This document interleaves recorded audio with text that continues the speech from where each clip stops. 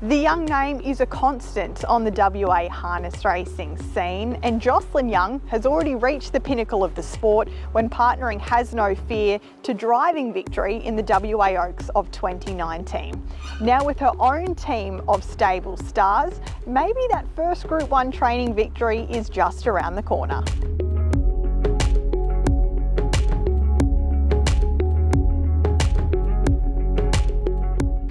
Right back to the start of your harness racing journey, Jocelyn. Where did it all begin for you? Pretty much out here. I grew up out here on the farm with my grandparents.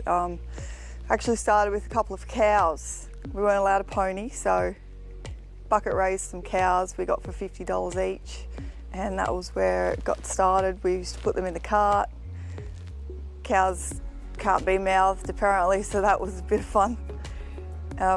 And yeah, then eventually twisted the parrot's arm and got a pony. What were your interests? What was it, horses that sort of was always drawing you back, or did you have other sporting or other endeavours in life? Yeah, like we grew up out here and just used to play around with the cows and just in general just being kids out here, which was a really good lifestyle. I did like the horses and loved going to the trots, but Mum's really tried to sway us away from horses. Played a bit of sport, a bit of netball, a bit of basketball. Probably liked basketball the best.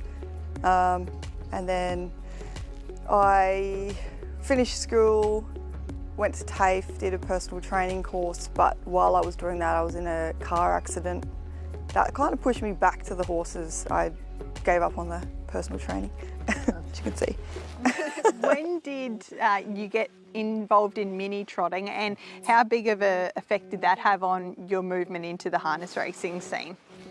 Yeah, I think I started when I was 8, so I was little, and then it was sort of on and off until I couldn't do it anymore, like was too old or whatever the deal was. It was always hard because we would go, if Mum and Dad had horses racing, so we would try and jam three ponies and a horse on the float, which got a bit tricky because there's 3 of us sisters, so we all had to do it. And yeah, so I did that and we loved that. I would put all sorts of gear on my pony. It had boots, it had undercheck, overcheck, hoods, like whatever. We just loved messing around, and so that was always fun. But then I actually ended up breeding that pony, breeding another pony trotter, which I broke in and then sold him on. So that was a pretty cool little experience. But yeah, then from there was actually Nigel Johns. He used to run the pony trots, and he always encouraged me to drive. He said, "You need to drive," and that's always in the back of my head. So I'd say he's sort of like just that little voice at the back there that sort of forced my hand a little bit. Junior driving, did you start as soon as you could, or when did that all begin, and who were your major influences on moving in that direction? No, I didn't start till I was 21, I think. So yeah, that was a fair time after finishing pony trots and all that. And like I said, I had that car accident and then went back to the horses. I worked for my Uncle Shane and my Uncle David, so I just did a bit of part-time between them, and a couple of other little trainers along the way I'd do a bit of track work for. And then my Uncle David pretty much gave me my first proper track drive and got started, and then Nathan Turvey picked me up and I started working there, and he gave me a really good opportunity as a junior driver, which is just so hard to come by. In terms of early success levels, were you happy with how things kicked off? Was it a case of success made you more hungry to continue your career? I think I started out like, if I win a race, it'll be great. And then I think it was about my 5th drive, I won, and then my next race I won again and got things rolling, and then it was like, oh, I've had 2 winners in a week, or like things like that, and so I started to set little goals like it'll be great to get to 10 wins and whatnot. I think maybe had about 6 in my first season, and then yeah, it's always like, oh, when's there going to be another win? And then you go through a dry spell of it was like 3 months between wins. You think it's never going to happen again. So that always kept me striving to be better, but it also it's very hard. Like you can easily think, I'm just going to give up. This is too hard.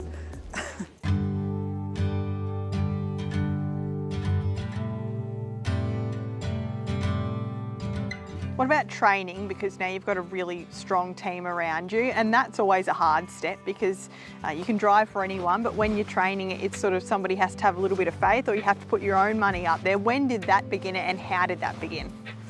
Yeah, I used to mess around with a horse here and there in Dad's name, and obviously he's been a big influence, Dad, and he gave me a horse that was my first racehorse. I put him in when I went to Nathan's. He came with me and he was my first winner, and we had a great little connection.